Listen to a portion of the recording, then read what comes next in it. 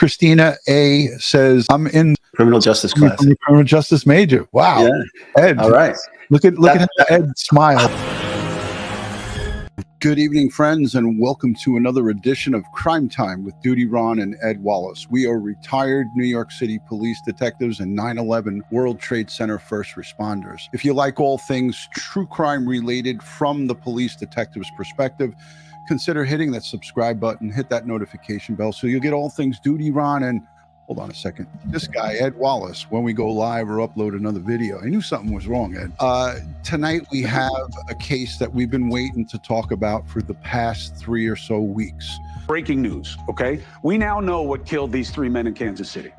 3 young men in their 30s found dead in the backyard of a friend who survived. We were told that these toxicology reports would not come back for at least another 3 to 5 weeks. You know, this is one of the family members of one of the decedents, and he said that Jordan, is known to make concoctions for people if they're not feeling right. So they kept saying he was a chemist.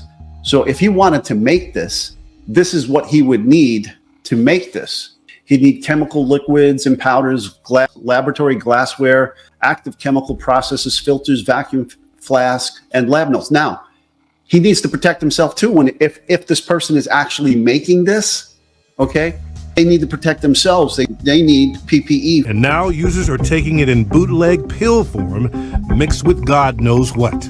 In 2015, the number of opioid deaths surpassed 30,000, fueled in part by the surge in fentanyl overdoses, far outpacing deaths by gun-related homicides. So toxic that the DEA recently sent out a warning to police around the country with this chilling story. Grabbed the bag and I closed it up, forcing the air out of it so I get a good seal. And when I did that, a bunch of it poofed up into the air, right into our face, and we ended up inhaling it. I felt like my body was shutting down. You actually felt like you were dying. These recipes are on the internet. Anybody can make them. So if you're going to make that's an actual photo to your right from ICE, obtained from ICE, of a basement a lab actually producing the fentanyl.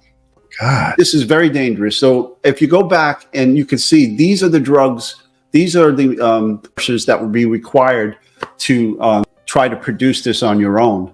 It's scary what's happening. So yes, it is scary. We didn't have the internet. Now everything is out and you see it. It's in your face. Every dollar that I've ever gotten came back with some kind of drug, whether it was meth or it was ketamine or it was fentanyl. And then recently, I was teaching up at Rhode Island. Money is dirty. Yeah. I was teaching up at Rhode Island and we did a practical exercise and we were using a mass spectrometer, and it has a similar swab system where you swab a surface and then stick it into the unit. The unit locks down, ramps up heat, vaporizes particles, and pushes it into the spectrometer. Well, the student, the firefighter, hazmat guy, swabbed the floor of this building, and the unit came back positive for fentanyl. Holy shit. Mm-hmm. That's amazing. So there were traces, tiny traces of fentanyl on the floor of this building that we were working in. Basically, what I've heard from my sources who are connected to these families tell me that detectives from KCPD called them, told them that the preliminary toxicology reports have come back to their desk, and it shows that there was a mixture of cocaine, fentanyl, and THC. He says, is that heard of for 3 tox reports to get back that fast? Hello, good to see you and Ed on this. Thank you for that, Mountain Girl. You know, Ed, they were talking 6 to 8 weeks, and that was the talk until yesterday. This happened in under 3 weeks, actually under 4 weeks. I stand corrected. It was between 3 and 4 weeks to them to get all 3 of these tox reports back. Whereas prior to this, they were telling us it's going to be a long haul and you're going to have to wait. Any thoughts on that, Ed? Well, somebody lit a fire under the labs, but this was prioritized, and so they got it back faster than normal.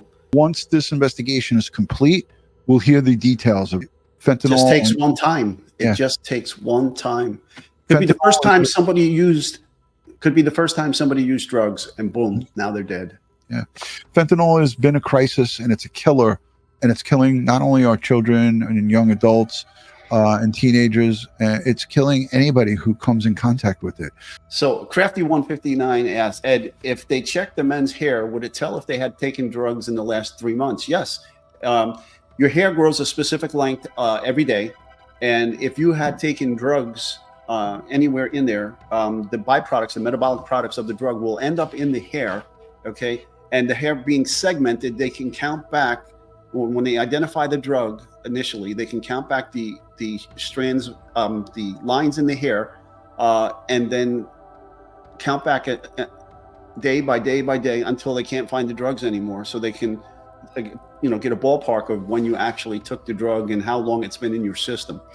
Now, another question Lou G asked was, she said, I thought petechial hemorrhaging was only with strangulation. No, it's any form of oxygen deprivation. So if you're smothering somebody, if you're strangling somebody, or if your lungs paralyze and you can't get that. Also, if you get a cholinesterase inhibitor into your body, or any of the what's called the blood chemical agents, which will inhibit blood accepting oxygen into the hemoglobin, will block the oxygen from getting in there, and then you have cyanosis and the bluing of the skin, and the petechial hemorrhaging will come with those as well. What would be some of the steps, like in a case like this?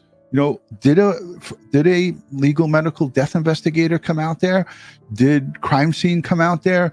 Would you want to now seize or seal that home off, or get consent from the homeowner? Go and see if there's any type of chemical lab in there where things are being produced. Like, I'm just absolutely. Is it just me in chat?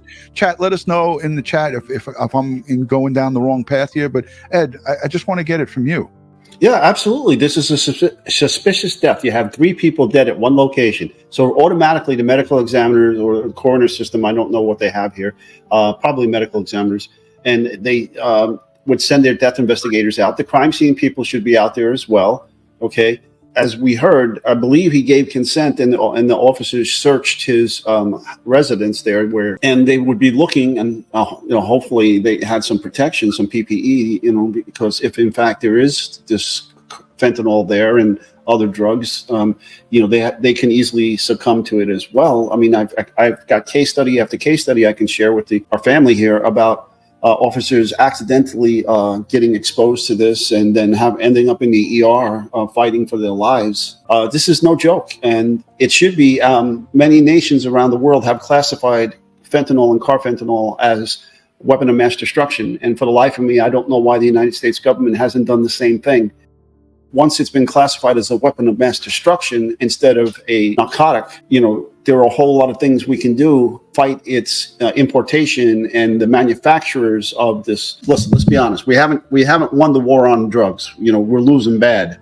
And 100,000 people a year are overdosing on these opioids. 100,000 a year, right? And some statistics say 100 people a day are dying over these opioids. We have to stop this.